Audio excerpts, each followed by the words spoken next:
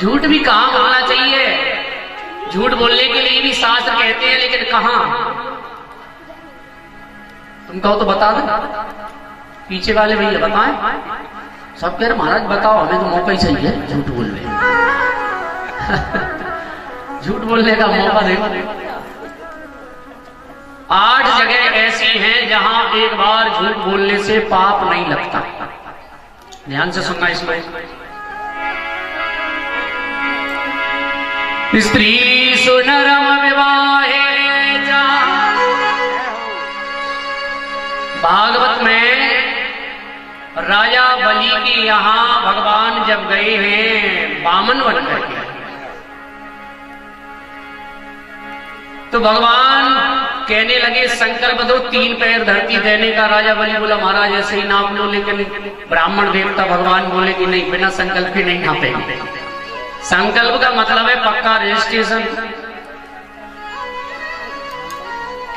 तो अब जरा तू मैं होने लगी राजा बलि में और भगवान बामन में, तो शुक्राचार्य जी समझ गए कि मुझे लगता है ये बामन का बेटा गड़बड़ है।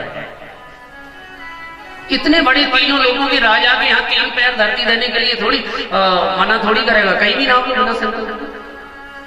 लेकिन भगवान कहते हैं बिना संकल्प के नहीं नापेंगे। राजा बलि बोला महाराज हम नहीं बदलेंगे, हमारे पास तीनों लोग हैं। तो शुक्राचार्य जी ने नेत्र बंद करके देखा और समझ गए ये कौन है। राजा बलि का हाथ पकड़ा, एकांत में ले गए, बोले ये कौन है? सावधान, ये कोई ब्राह्मण नहीं है, साधारण समझ मतलब कौन है? ये तो बेरोचने साक्षात रब्बया विष्णु रब्बया, ये भगवान नारायण है, देवताओं की कार्य की सिद्धि के लिए आए हैं। 2 पैरों में ये तीनों लोगों को नाप लेंगे, तीसरे पैर के लिए तुम्हारे पास जगह नहीं बची, इसलिए मना कर दो। राजा बलि कहने लगे कि महाराज गुरु महाराज होकर के मुझे झूठ बोलने को कहते हैं। शुक्राचार्य जी बोले हे राजन 8 जगह एक बार झूठ बोलने से पाप नहीं लगता। तो शुक्राचार्य जी ने बताई है कौन कौन सी जगह है, ध्यान से सुनो। स्त्री सुनरम विवाहे चा, वृत्यर्थे प्राण संकटे, गौ ब्राह्मण हिंसायां नान्यतम साज्यगुप्सितम। सबसे पहली जगह बताई है स्त्री सु। यदि आप अपने घर गए और कोई गुप्त बात अपनी पत्नी को बता दी और कह दिया कि इसको किसी को मत बताना, सबसे बड़ी गलती कर दी, फिर वो जरूर बताए। क्यों? अब माताएं सोच रही हैं अच्छो पंडित जी आओ, अब तो बिल्कुल सारी बातें ही अब पति आपको बताते थे, अब नहीं बताते। इसका भी कारण है मैयाओ, आप लोगों की गलती नहीं है इसमें, क्योंकि माताओं को श्राप लगा हुआ है, कोई बात अपने हृदय में नहीं छुपा सकते। क्योंकि एक समय की बात है, कौरव पांडवों के युद्ध के बाद सारे कौरव मारे गए, तो कहते हैं श्री युधिष्ठिर जी महाराज माता कुंती के साथ गंगा जी में पिंड दान कर रहे थे।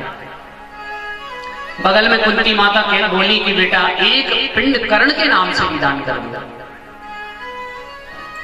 युधिष्ठिर जी कहने लगे कि मैया हमारी जाति का नहीं, बिरादरी का नहीं, उसके नाम से हम पिंड दान कैसे कर सकते हैं? तो माता कुंती के नेत्रों से आंसू बहे और बोली ही बेटा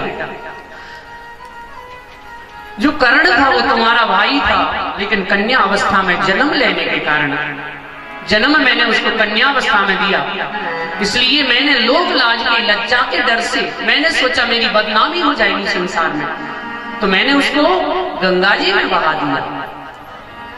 तुम्हारा भाई था कर्ण, अब तो कहते युधिष्ठिर जी रोने लगे हे मैया तूने जरा सी लोक लाज के कारण इतने बड़े वीर को मरने दिया। मैं आज श्राप देता हूं, क्रोधित होकर के श्राप दिया युधिष्ठिर जी ने, आज के बाद संसार में कोई भी माता गहरी बात अपने हृदय में नहीं छुपा पाएगी। इस कारण से माता अपने हृदय में कोई बात नहीं छुपा सकती। तो सबसे पहली जगह है स्त्री सु नर्म विवाह।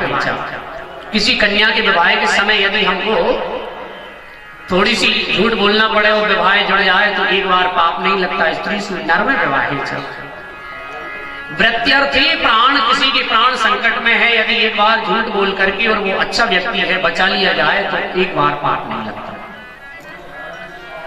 प्राण संकटे, किसी का संपूर्ण धन नष्ट हो रहा है और झूठ बोल करके उस धन को बचा लिया जाए तो एक बार पाप नहीं लगता।